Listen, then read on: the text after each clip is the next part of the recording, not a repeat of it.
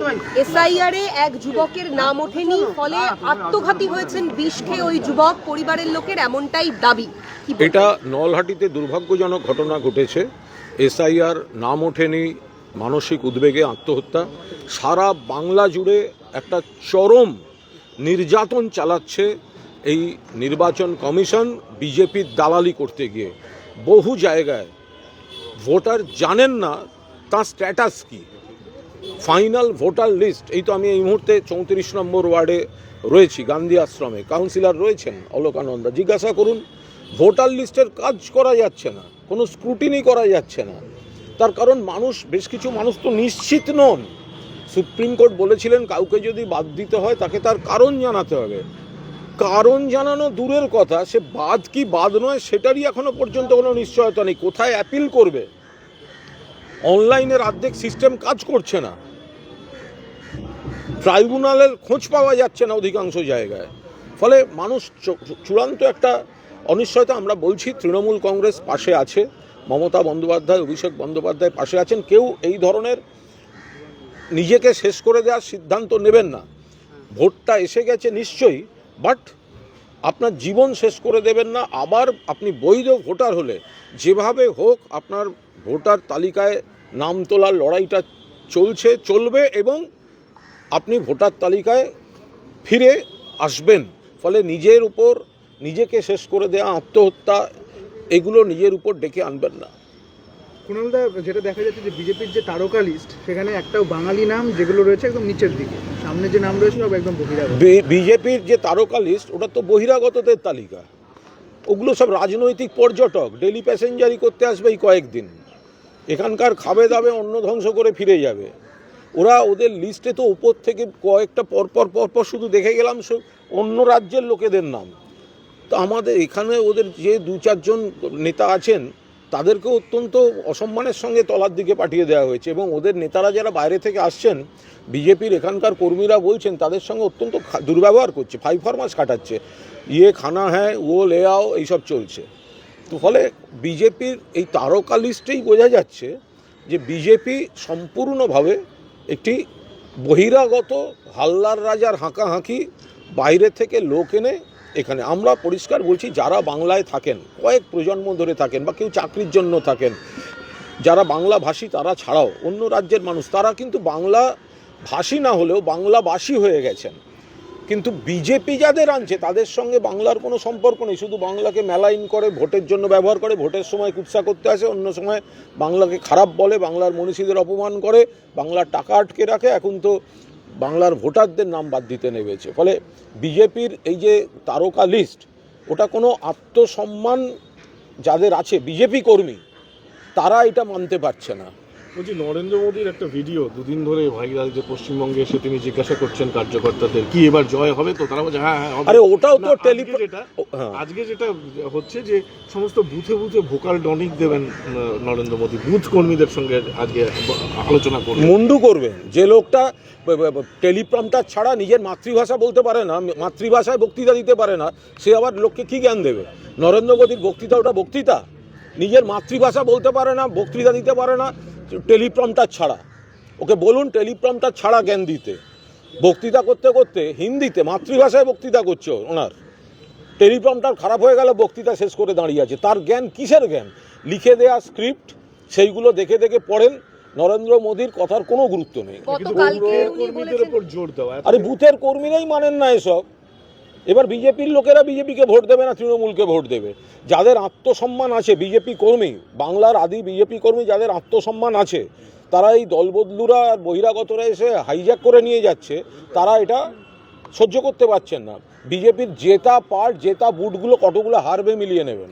গতকালকে নরেন্দ্র মোদী বলেছেন যে তৃণমূল অনুপ্রবেশকারীদের বাঁচাচ্ছে, চাষিদের অবস্থা খারাপ তৃণমূলেরই জন্য, বাঙালি অস্মিতায় তিনি শান দিয়েছেন, উত্তরবঙ্গের অবস্থা খারাপ তৃণমূলের জন্য, এরকম একাধিক দোষারোপ তিনি গতকাল করেছেন। ওনার দোষারোপ উনি করেছেন রাজনৈতিকভাবে, এবং উনিও জানেন উনি যা বলছেন নির্বাচনের স্বার্থে উনি মিথ্যা কথা বলছেন। ওনার কেন্দ্রীয় সরকার, নরেন্দ্র মোদী মুখে বলছেন বাংলায় এই কাজ হয়নি, আর ওনার কেন্দ্রীয় সরকার যে রিপোর্টগুলো দেয় তাতে দেখা যায় উন্নয়নের ক্ষেত্রে, পারফরমেন্সের ক্ষেত্রে বাংলা এক নম্বরে আছে বা 2 নম্বরে আছে, আর ডবল ইঞ্জিন সরকারগুলোই বরং পিছিয়ে আছে।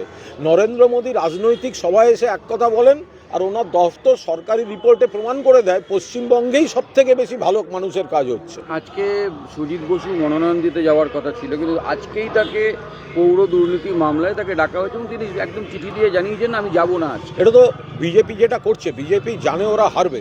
নির্বাচন কমিশন এবং তার পাশাপাশি সমস্তভাবে এই এজেন্সিগুলোকে ব্যবহার করে তৃণমূল প্রার্থীদের ডিস্টার্ব করা হচ্ছে। কাকে এনআইএ নোটিশ পাঠানো হচ্ছে, কাউকে ইডি দিয়ে ডাকা হচ্ছে। আরে ইলেকশন ঘোষণা হয়ে গেছে, তোমরা পুরনো মামলা এতদিন কিছু করোনি। এরা প্রার্থী বা কেউ কর্মী, তৃণমূলের সংগঠক, তো তাকে এই সময় ভোটের সময় ডেকে পাঠাতে হবে। যিনি নমিনেশন দিতে যাচ্ছেন তাকে নোটিশ দেওয়া হবে। এটা তো মানুষও ধরে ফেলছেন যে কতখানি নোক দাঁত বার করে অনৈতিকভাবে বিজেপি রাষ্ট্রশক্তির অপব্যবহার করে তারা তৃণমূলকে ডিস্টার্ব করছে। সুদে আসলে জবাব কিন্তু পেয়ে যাবে ভোটের রেজাল্টের দিন। আজকে এনআইএ সুপ্রিম কোর্টে মোথাবাড়ি নিয়ে প্রাথমিক রিপোর্ট জমা করবে, কি হয়েছিল সমস্ত কিছু। এনআইএ বিজেপি শাখা সংগঠন, এনআইএ অফিসাররা অনেক দক্ষ অফিসার আছেন, কিন্তু বিজেপির স্বার্থে তাদের লিখতে হচ্ছে, কাজ করতে হচ্ছে। এখন এজেন্সিগুলো যাই রিপোর্ট দেবে, যাই ডাকবে, সবটাই হচ্ছে বিজেপির রাজনৈতিক স্বার্থ চরিতার্থ করতে। ভোটের সময় তারা বিজেপির কথা মানতে বাধ্য হবেন, তার আলাদা কোনো তাৎপর্য নেই। বেহালায় গতকাল নির্বাচনী কার্যালয় ভাঙচুরের অভিযোগ বেহালা পশ্চিমের প্রার্থী রত্না চট্টোপাধ্যায় এবং তৃণমূলের বেশ কয়েকজন কর্মীদের বিরুদ্ধে অভিযোগ দায়ের করেছে যে রত্না চট্টোপাধ্যায় পর্ণশ্রীতে ওইসব পার্টি অফিস ভাঙচুর করেছে। রত্না চট্টোপাধ্যায় এসব কিছুই করেননি। যে জায়গাটা আমাদের নিশ্চিতভাবে জেতার, তো সেখানে এই ধরনের কথাবার্তা, যে জায়গাটা বলতে আমি পশ্চিমবঙ্গ বোঝাচ্ছি, তো আমরা এখানে কোনো নন ইস্যু তৈরি হতে দেবই না। কিন্তু বিজেপি বিভিন্ন জায়গায় পায়ে পা দিয়ে ঝগড়া করছে, প্ররোচনা দিচ্ছে। সেটা আমার এখানে বেলেঘাটাতেই আমার পোস্টারের ওপর পোস্টার মেরে দিয়ে গেছে। আমরা যদি আমাদের কর্মীরা, আমাদের নেতারা যদি মনে করতেন, তো তাহলে সেই ওদেরটা ছিঁড়ে দিতেন। সবাই দেখতে পাচ্ছে আমার উপরে মেরেছে, বা যারা মেরেছে তাদেরকেও যথাযথ মিষ্টিমুখ করানো হতো। কিন্তু আমরা এসব করছি না। আমরা কেন নাকে কাঁদ দিয়ে যাবো? আমাদের দক্ষ কাউন্সিলররা আছেন, মাথার উপর মমতাদি, অভিষেক রয়েছেন। তো ফলে আমরা মানুষের ভোটে জিততে চলেছি, ওদের কোনো প্ররোচনায় পা দেবো না। বিজেপি পায়ে পা দিয়ে ঝগড়া করে সিন ক্রিয়েট করা, খবরে থাকার জন্য এইসব নাটক করছে। ভোটের আগে মাত্র 3 সপ্তাহ বেশি সময় বাকি, এখনো বন্দরই প্রার্থী দিতে পারেনি বিজেপি। আরে ভোট হচ্ছে 2 দফায়, বিজেপি 5 দফায় প্রার্থী দিয়েও এখনো শেষ করতে পারি। এবার বুঝুন না বিজেপির কী হাল। ভোট হচ্ছে 2 দফায়, বিজেপি ক্যান্ডিডেট দিচ্ছে 5 দফায়, তাতেও শেষ করতে পারেনি। তো সুতরাং এই বিজেপির কী হবে? একটা কিন্তু খুবই জটিল জায়গা যে ভোট হচ্ছে, কিন্তু এত অমীমাংসিত নাম। এবং আমরা তো সেইটা বলছি। এখানে তো আমার সঙ্গে দক্ষ, এখানে চিনু বিশ্বাস রয়েছেন কাউন্সিলর, অলোকানন্দা রয়েছেন কাউন্সিলর, পবিত্র বিশ্বাস রয়েছেন, আশুদা রয়েছেন কাউন্সিলর। ফলে এখানে সবাই রয়েছেন। প্রত্যেকের একটা বড় সমস্যা যে আমরা তো চূড়ান্ত ভোটার লিস্টারই সন্ধান পাচ্ছি না। যাদেরকে ডাকা হচ্ছে, হয়রান করা হচ্ছে, সেটা মীমাংসা হলো না মীমাংসা হলো না, সেই ব্যক্তিরাও তো একটা অনিশ্চয়তা রয়েছেন। কিন্তু তৃণমূলের তো এখানে কিছু করার নেই। তার কারণ তৃণমূল কী করবে? এটা গোটাটাই তো ইলেকশন কমিশনের সিস্টেম। আমরা ফর্ম ফিল আপ করতে সাহায্য করতে পারি, আমরা সেই মানুষটার পাশে দাঁড়াতে পারি, কিন্তু সব ডকুমেন্ট দেওয়ার পরও যখন নাম কেটে দেওয়া হচ্ছে বা অনিশ্চয়তায় রাখা হচ্ছে, তো তখন এটা চূড়ান্ত সমস্যা। ফলে আমরা মানুষের সেই অভাব, অভিযোগ বা এই যে অনিশ্চয়তা, উদ্বেগ, এগুলো মাথায় নিয়েই ওরা ভোট চাপিয়ে দিয়েছে। সেই ভোটের কাজটা করতে হচ্ছে এবং মানুষ এসবের বিরুদ্ধে রায় দেবেন। একটা অন্য বিষয়, সেটা হচ্ছে রাহুল অরুণোদয় বন্দ্যোপাধ্যায়ের মৃত্যুকে কেন্দ্র করে একজোট ভোটার স্টুডিও পাড়া মঙ্গলবার থেকে নিরাপত্তার দাবিতে তারা কাজ। দেখুন, আমি বলতে পারি রাহুল অরুণোদয় বন্দ্যোপাধ্যায়, তার মৃত্যু অত্যন্ত দুর্ভাগ্যজনক। এবং সেখানে যদি, আমি ওকে অত্যন্ত পছন্দ করতাম, সেখানে যদি কারুর কোনো গাফিলতি থাকে, নিশ্চিতভাবে আইনি ব্যবস্থা হওয়া উচিত। কেন সুরক্ষা থাকবে না? কেন? কিন্তু এটাকে অনেকে অন্যভাবে ব্যবহার করছেন। একটা দুর্ঘটনা ঘটেছে, এবার সেখানে ঝুঁকি এই কথাগুলো বলে রাজনৈতিক রং লাগিয়ে বিজেপির 2-1 প্রার্থী, সিপিএমের কয়েকজন, একটা দুর্ঘটনা ঘটেছে। ফিল্ম ইন্ডাস্ট্রি, অভিনেতা, অভিনেত্রী, প্রযোজক, পরিচালকরা ছিলেন, সেখানে তৃণমূলের কোনো ব্যাপার ছিল না। একটা অত্যন্ত বাজে অ্যাক্সিডেন্ট ঘটেছে। তাহলে আপনারা সবাই মিলে ঠিক করুন ফিল্ম ইন্ডাস্ট্রির, যে এখন থেকে স্টান্টম্যানদের কোনো কাজ করানো যাবে না, কিন্তু স্টান্টম্যানরা ঝুঁকি নিয়ে কাজ করবেন আর নাম হবে অভিনেতা অভিনেত্রীদের। কেন হবে? স্টান্টম্যানদের ঝুঁকি নিতে হয় না? কোথাও কোনো যদি দুর্ঘটনা ঘটে যায়, এ তো জেনে শুনে তারা ঝুঁকি নিচ্ছেন। ঝুঁকি আছে বলেই তো নায়ক করছেন না সেটা।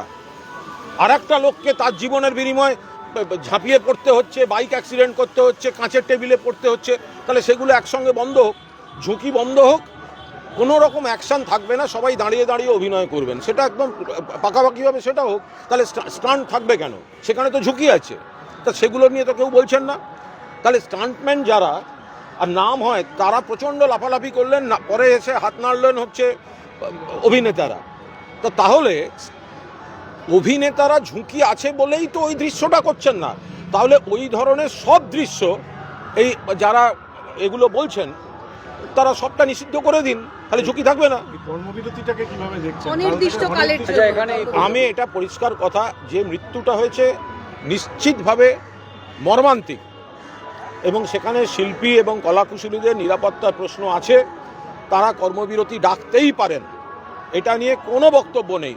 কিন্তু তারা যেন লক্ষ্য রাখেন এই সময় যেহেতু ভোট, ফলে তাদের মধ্যে থেকে কেউ কেউ ইস্যুটাকে রাজনীতিতে ব্যবহার করছেন এবং তৃণমূলের বিরুদ্ধে বিষ ছড়াতে। এর সঙ্গে তৃণমূলের কোনো সম্পর্ক নেই, একটা ইউনিট তারা শুটিংয়ে গেছেন, তো সেই শুটিংয়ে যাওয়ার পর সেখানে প্রযোজক, পরিচালক, কলাকুশলী তারা আছেন, তার সঙ্গে তৃণমূলটা কোথায়, তার সঙ্গে রাজ্য সরকারটা কোথায়? তো সেখানে একটা দুর্ঘটনা ঘটেছে, যার জন্য দুর্ঘটনা ঘটেছে, যারা অসাবধান, তো তাদের বিরুদ্ধে 100 বার ব্যবস্থা নেওয়া হোক। কিন্তু সেটাকে যদি কেউ ভোটের রাজনীতিতে আনার চেষ্টা করেন, আমার জবাব হচ্ছে তাহলে অভিনেতা অভিনেত্রীরা এমন কোনো দৃশ্যে অভিনয় আর করা চলবে না যাতে তার বদলে স্টান্টম্যানকে থাকতে হয়। কারণ আপনারা ঝুঁকি শব্দটা ব্যবহার করছেন, তাহলে ঝুঁকি আছে বলে আপনি অভিনয় করছেন না, স্টান্টম্যানকে দিয়ে করাচ্ছেন। তাহলে ঝুঁকি থাকলে আপনি আর একটা লোকের, আমরা কি জানি এর মধ্যে কতজন স্টান্টম্যানের কোনো দুর্ঘটনা হয়েছে কিনা, গা হাত পা কেটেছে কিনা? তাহলে আমরা নিজেরা নিজেদের ইমেজ বাড়াবার জন্য মারপিট লাফালাফির জন্য ঝুঁকি নেব, ঝুঁকিতে আর একজনকে ঠেলে দেবো, আর কোনো দুর্ঘটনা ঘটলে ঝুঁকির জন্য আমরা কর্মবিরতি ডাকবো, সেটাও ভেবে দেখবেন। এই আচ্ছা, কর্মবিরতি উত্তরপাড়ার নিয়ে আজকে বিজেপি শ্রীরেখা মিত্র তিনি সকালবেলা টুইট করেছেন যে আর্টিস্ট ফোরাম স্ট্রাইক ঘোষণা করলো, সাধারণ টেকনিশিয়ান যাদের ডেইলি ওয়েজেস যৎসামান্য তাদের কি করে চলবে? স্বরূপ বিশ্বাস এন্ড কোম্পানি যারা কথায় কথায় আর্টিস্ট টেকনিশিয়ানদের ব্যান বা এই সাসপেন্ড করে শ্রীলেখা দেন, মিত্র যা বলার বলেছেন। উনি যখন ওনার যে পার্টির বলে উনি দাবি করেন, উনি আদৌ কিসের কি আমি জানি না, আমি তো দেখেছি ওনাকে, মানে উনি যাই দাবি করুন, তো ওনার দল যখন ধর্মঘট ডাকতো কথায় কথায়, তো তখন মনে থাকতো না দিন আনা দিন খাওয়া লোকগুলো কি করবে। এবার এরা যদি মনে করে যে রাহুল বন্দ্যোপাধ্যায়ের মৃত্যুকে কেন্দ্র করে তদন্তটা যথাযথ হোক, তারা একটা ডেকেছেন, আমরা তার মধ্যে রাজনৈতিক মন্তব্যই বা করবো কেন? আমি তো তার পক্ষে বিপক্ষে কোনো মন্তব্যই করব না। আমার বক্তব্য যে শুধু ওইটাকে যেন রাজনীতিতে ব্যবহার করা হচ্ছে, ভোটে ব্যবহার করা হচ্ছে, এটা না হয়। দাদা, আজকে আচ্ছা, মনোনয়নপত্র জমা দেওয়ার দিন, এই মনোনয়নপত্র জমা দেওয়ার দিন যত মানে আজকে যেমন কাজেই একটা চ্যালেঞ্জ বাড়লো নাকি জয়ের দিনটা কাছে? দেখুন, আমি ওইভাবে দেখছি না, কারণ আমি এটা ব্যক্তি নই, আমি নিমিত্ত মাত্র। মমতা বন্দ্যোপাধ্যায় যে লড়াইটা দিচ্ছেন, একদিকে বাংলার উন্নয়নের, অন্যদিকে বিজেপির বঙ্গবিরোধী নীতির এবং মানুষের গণতান্ত্রিক অধিকার রক্ষা করার লড়াইটা এখন প্রায়োরিটি চলে এসছে, কারণ বৈধ ভোটারদের ওরা নাম বাদ দিচ্ছে। সেই লড়াইতে মমতা বন্দ্যোপাধ্যায়, তাঁর দল এবং তার প্রার্থীদের সারা বাংলায়, নট অনলি ইন বেলেঘাটা, সারা বাংলায় মানুষ সমর্থন করছেন। আর আমার ব্যক্তিগত টেনশনের কোনো জায়গাই নেই, মাথার উপর মমতাদি অভিষেক। এখানে সাংসদ রয়েছেন সুদীপ বন্দ্যোপাধ্যায়, আর বিদায়ী বিধায়ক পরেশ দা আমার দাদার মতো, আর 8 জন দক্ষ কাউন্সিলর বেলেঘাটার 8টা ওয়ার্ডে রয়েছেন। 8 জন দক্ষ কাউন্সিলর, তার সঙ্গে সিনিয়র নেতা যারা রয়েছেন, স্বপন সমাদ্দার, পবিত্র বিশ্বাস, তারা তো অলোক দাস। ফলে আমি গার্জেনরা আমাকে গাইড করছেন, আমি কোনো টেনশন আমি জানি না এসব নিয়ে আমি ভেবে কি করব। উত্তরপাড়ার বিজেপি প্রার্থী এনএসজির পোশাক পরে ভোট প্রচার করছেন, নির্বাচনী বিধি বা ট্র্যাক শুট পরে দীপাঞ্জন চক্রবর্তী, ওনার বিরুদ্ধে অভিযোগ, নিয়োগ মানে নির্বাচনী বিধিভঙ্গের অভিযোগ। দেখুন, আমি একটা কথা বলছেন, ধনীকে বলো, আমি একটা কথা বলছি, এই লোকটা একটা আদ্যন্ত মোদি বিরোধী, আদ্যন্ত বিজেপি বিরোধী, নিজের কোনো সুবিধা আর নিজের কোনো ধান্দায় তিনি বিজেপিতে গিয়ে প্রার্থী হয়েছেন। বিজেপি নানা রকম সব কী সব জানে, শুনছি কত কী সব বাংলায় যদি প্রথম কেউ এই ধরনের একটা চরিত্র, নিরাপত্তা রক্ষী, নিরাপত্তা কর্মী পূজিত হওয়া উচিত, তার নাম অসিত শীল। বাঙালি প্রথম ব্ল্যাক ক্যাট কমান্ডো, যিনি রাজীব গান্ধীকে যখন শ্রীলঙ্কায় হত্যার চেষ্টা হয়েছিল, নৌসেনা মারতে এসেছিল, যখন সেই সময় সেই নৌসেনাকে আটকে যিনি বাঁচিয়েছিলেন, রাজীবের ঠিক পেছনে থাকা অসিত শীল, তিনি কিন্তু তার এই গৌরব, যে তিনি কলকাতা পুলিশে, তিনি কিন্তু কখনো তার এই কৃতিত্বকে ব্যক্তিগত স্বার্থে বা রাজনৈতিক স্বার্থে বাজারে বিক্রি করে দেননি। ইনি দেশ সেবা যদি কাজ হয়, উনি কি করেছেন ঈশ্বর জানে, কিন্তু সেগুলো উনি বাজারে বিক্রি করতে নেমেছেন। এটা দেশকে অপমান করা, পোশাককে অপমান করা, ধনীর করা। আরে ধনী তো সেটাকে রাজনীতিতে ব্যবহার করছে না। আর সেনাবাহিনী যেদিন ধনীকে নিয়ে যায়, বা সেনাবাহিনী কখনো কখনো অনেক স্টারকে নিয়ে যায়, তারা সেই পোশাক পরিয়ে আমাদের লোক, একটা খুব সুন্দর, ওটা একটা রীতি, ওটা একটা আনুষ্ঠানিকতা। তার সঙ্গে আমি বলছি অসিত শীল লোকটি উপেক্ষিত রয়ে গেলেন, অবসর নিয়েছেন। রাজীব গান্ধীর ইন্দিরা গান্ধী মারা যাওয়ার সময় ব্ল্যাক ক্যাট কমান্ডো তারপর তৈরি হয়। রাজীব গান্ধীর সময় ব্ল্যাক ক্যাট প্রথম তৈরি হয়েছিল। বাঙালি ব্ল্যাক ক্যাট বলতে প্রথম হচ্ছেন অসিত শীল, কলকাতা পুলিশ থেকে যাওয়া। রাজীব গান্ধী সোনিয়া গান্ধীর ঘনিষ্ঠ বৃত্তের 4 জনের একজন। তিনি রাজীব গান্ধীর প্রাণ বাঁচিয়েছিলেন। সব ভিডিও খুলুন না, দেখুন না, শ্রীলঙ্কায় রাজীবকে অ্যাসাসিনেশনের যে ভিডিওটা দেখুন, দেখবেন যে ব্যক্তি নৌসেনাটাকে ধরছে, বাংলার একজন গর্বিত সন্তান, গর্বের লোক অসিত শীল। কখনো তিনি চাকরি জীবনে বা পরবর্তীকালে এই ধরনের রাজনীতি বা এতে তিনি কিন্তু তার পেশা এবং পেশাগত কৃতিত্বকে তিনি ভোট বাজারে বেচেননি। দীপাঞ্জন চক্রবর্তী ভোট বাজারে বেচছেন। মোদিকে উনি একটা পোস্ট করেছে, ওনার যে পোস্ট, তাতে মোদি সম্পর্কে যা যা লেখা আছে, তো তারপর তিনি কিসের বিনিময়ে বা কিসের জন্য বিজেপির প্রার্থী হয়েছেন, সেটাই তো আগে দেখা উচিত। Thank you.